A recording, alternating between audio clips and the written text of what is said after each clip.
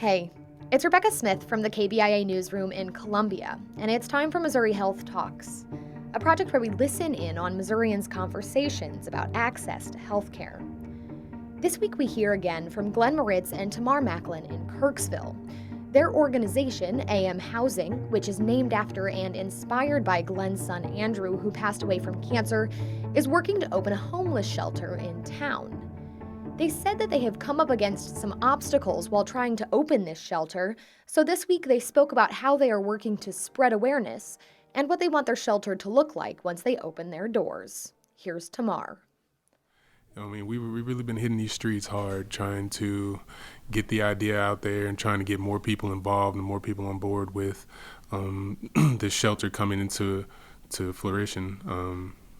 The shelter itself is the idea of the shelter is a place where people can come, emergency shelter, and maybe some rehabilitation as far as trying to help them find job, or if they aren't ready yet or quite at the job, trying to find the resource that can help them get to a stable place, whether that be mental health, whether that be substance abuse, and getting them in contact with those resources and getting them into those places. And then once they get out of those places, they can come back, and then we can help them get a job, maybe if they stay in our facility for 30, 60, 90, maybe 120. And hopefully during that time, they've got themselves a job, they've stayed in our place for a little while. We're kind of getting eyes on them, getting them back into, being more comfortable with themselves, being able to pay their bills, and then maybe transition out into the community and be able to get their own apartment and have some more success and be a more productive member of society and help themselves out, a helping hand extending. And we've had other organizations in Kirksville that have come out that had said, they're behind us and they want to help out, and whatever we can do to help, they would be more than willing to help us out. And we're trying to establish more resources and more people coming to the table to try and make this a big thing to where we can get it up and get it going. And we're right there.